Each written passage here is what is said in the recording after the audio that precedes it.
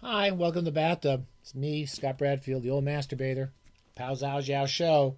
We're doing a few of these quickly, so I'm going to start moving along here. I got to clear off the desk. I've been reading a lot of crap, a lot of fun crap. Everything is crap. It's just fun. I'm enjoying myself. I don't want. It's not serious, and I've been keeping busy, and I'm enjoying all of it. And we're going to do a little more Nabokov, Nabakookie. We've gone into a bit of a Nabakookian kick lately, and reading it completely wrong, which is, I think, the way Nabokov. I think Nabokov understands what we're saying. We say it's all crap, and we're just having a good time, and it's really well done crap, but it's fun, and that's what we did this week. One of the things we read, I think it was last week. I read. I've been reading through the Russian novels of Nabokov, and we read Mary not a while back, and I liked the Russian novels. There's two or three I love. We've talked about this. Laughter in the Dark is one of my all-time favorite Nabokov novels. And I've liked the other ones, but I kind of come in and out of them. I appreciated Mary a lot more this time, as I've mentioned, and I reread I probably read it the third time I've read it, King, Queen, Knave. What are you talking? Lucky's digging a hole in the carpet. Poor crazy dog. And you get a nice hole in there. Don't try to dig too deep a hole, Lucky. This was the translation is 1968, and I forget what year this. 1927. No, it was conceived in 1927, so it's probably out 1928 or so. Who knows? Originally published in Russian, it was published in Berlin. He talked about. I'm rereading Brian Boyd's excellent two-volume biography of Nabokov, the first volume, The Russian Years, and it's kind of fun to read because he does a good chapter on each of the novels as well. What can I say? King, Queen, Knave. I don't. It was again published by Emigre Press. He talks a lot about it. I also have been reading and rereading really Strong Opinions. This kind of nice collection of interviews they're all interviews that Nabokov, and of course Nabokov, we've talked about this, when he does interviews, he doesn't do them extemporaneously. He doesn't believe in being extemporaneous. He would get the questions and he would write all the answers out of file cards, and then he'd sit down at the interview and he'd read them. He'd read his answers to the interviewers. And then when they'd said it, of course he'd rewrite it. Anyway, he talks a lot in there about how the Emigre Press was kind of a peculiar press in a way. There was a lot of Russians living in Berlin, and they were writing books for one another. And Nabokov says, at this time I had a kind of a regular audience. I would sell my books, I don't know, maybe 5,000 or 10,000 copies. But every time he'd sell every one of those books would be passed on to 10 other emigres because they're all looking for connections with their culture. Anyway, this is set in Berlin, like most of the Russian novels, and it takes place. It's about a like Laughter in the Dark, and I think other Nabokovs I can't come quite to mind at the moment.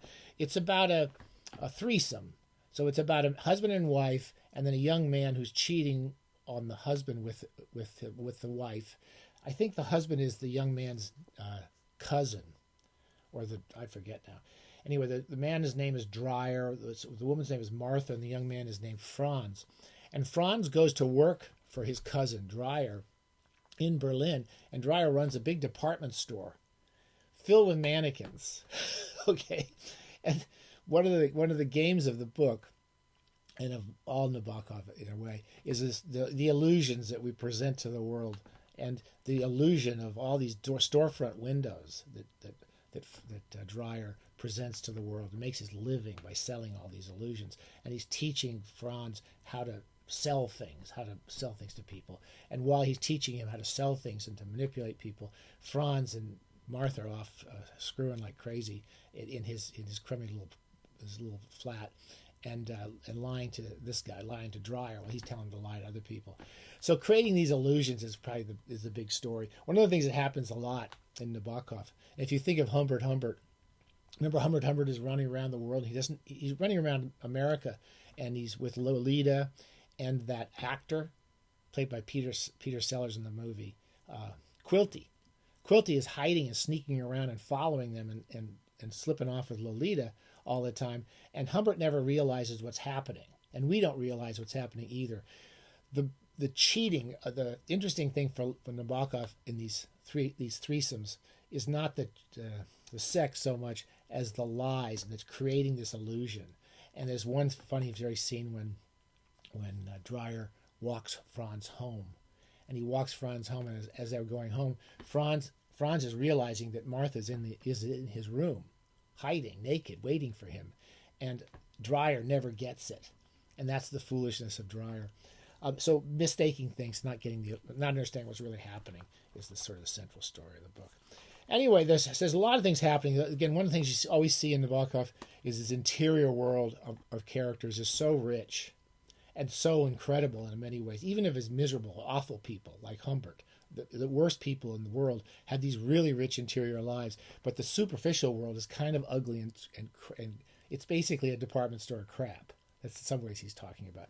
So we have the department store images always going on, and then behind the scenes, this love affair between Martha and Franz, which is really very passionate. And they're actually so passionate that at one point they decide they're going to kill Drier. And I don't want to tell you what happens, but it's sort of funny in a way. So that's going on. I wanted to read a couple passages, and I'll read a little passage just to whet your appetite. I enjoyed it. I enjoyed King, Queen, Knave. Oh, the other thing that's going on is while the department store image is always going on, Drier is trying to hire. He's got an inventor who's creating robots, basically, automatic mannequins that can walk around and act in stage plays. And at one point, they're acting in a stage play called King, Queen, Knave, about a king and a queen, Drier and his wife, and a knave, Franz, who's cheating with the queen. And there's this series of Russian dolls of one story within another, which is all King, Queen, Knave, King, Queen, Knave. Anyway, there's lots of funny ideas in it, and the mannequins that are going through the automatic gestures are a little bit like the three principal characters who are just going through. The lovers have to keep seeing each other; they can't stop each other. They're all kind of controlled by this material world. I'm going to read a couple quick passages. This is one nice little scene. There's quite a sexy scene, actually, when they go to sleep together, when Franz and Martha sleep together, page 97. The first time they sleep, this is actually the first time I can think of in a 1920s novel we have the Martha's putting a condom on him at one point. So she says he's magnificently sheathed. And then after they have sex, there's a little kind of recovery period. And it's kind of well written here. Franz wanted to continue at once. But she said that first of all, she must take off her dress and stockings and make herself comfy in bed. The coat and hat were transferred to a chair. What Martha called your mackie, his sheath, was rinsed and slipped on again. Franz and Martha admired each other. Her breasts were disappointingly small but charmingly shaped. I never thought you'd be so lean and hairy, she said, stroking him. His vocabulary was even more primitive. So we have to guess what he's saying, what his primitive vocabulary. Presently the bed stirred into motion. It glided off on its journey, creaking discreetly as does a sleeping car when the express pulls out of a dreamy station. You, uttered Martha, softly squeezing him between her knees at every gasp, and following with moist eyes the shadows of angels waving their handkerchiefs on the ceiling, which was moving away faster and faster. Now the room was empty. Objects lay, stood, sat, hung in the carefree postures man-made things adopt in man's absence. They've gone away from this room.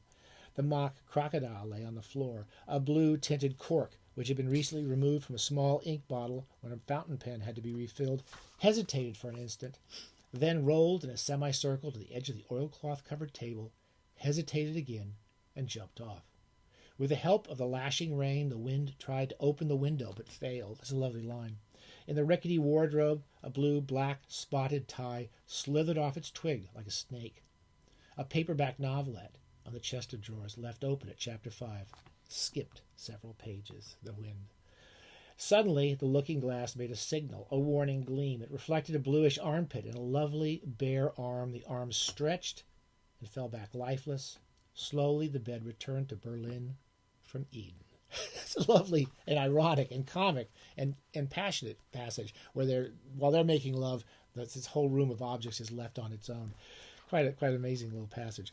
One more quick passage from Drier's point of view and how Drier becomes the the purveyor of illusions in his big department store. I think it's called Dandy Department Store. I can't remember now. Drier, he wouldn't mind. He's thinking he'd like to sell the business. Secretly, he realized that he was a businessman by accident and that his fantasies were not saleable. This is Drier, the businessman. His father had wanted to be an actor, had been a makeup man in a traveling circus, had tried to design theatrical scenery and wonderful velvet costumes, and had ended as a moderately successful tailor.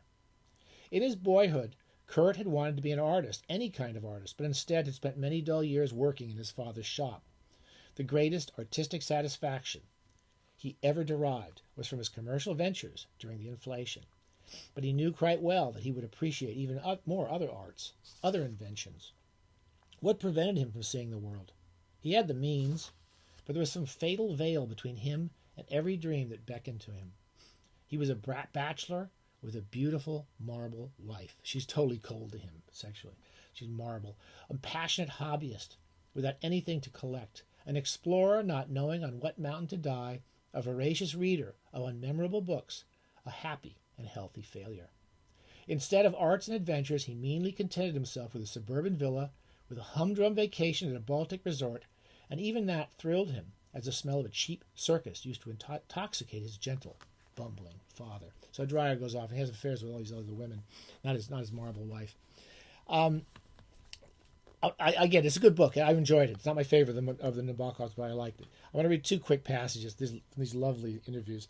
I think Nabokov is a bather. He's a bather as a writer and a reader, as many of us are. He gets and they ask him at one point. I think this is something you all might like. The interview. I think this is a Playboy interview. Unpixelated.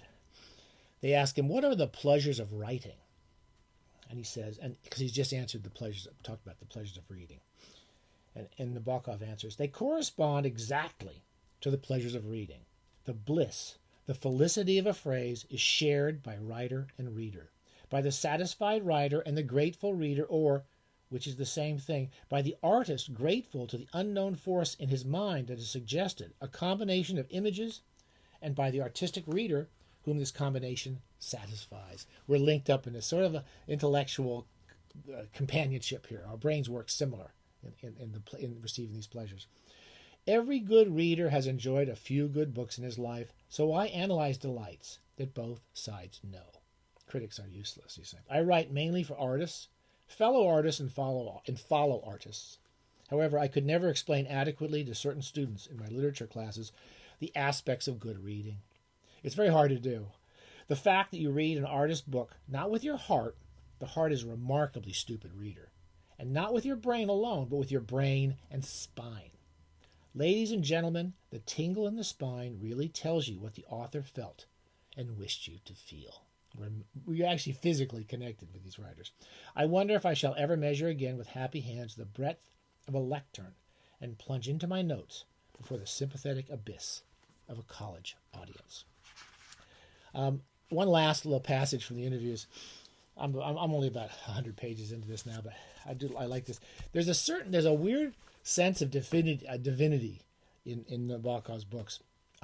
Often when you read again with Lolita, the divinity outside of it is this writer, or if you're reading Pale Fire, is the person putting the novel together for you. There is this divine presence out there, and Ada, I can never pronounce it right. I think it's you got to pronounce it Ada or Arder because they sound the same, but Ada, I don't know how you say it, has a lot of this going in it, as I recall. I've never quite gotten that book, but there's a question here at the end. It closes with. I want to read this because it's a really interesting line.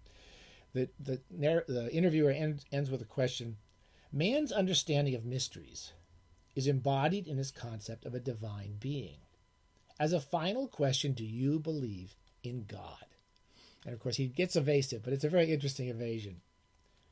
Nabokov answers, to be quite candid, and what I am going to say now is something I never said before, and I hope it provokes a salutary little chill down your spine.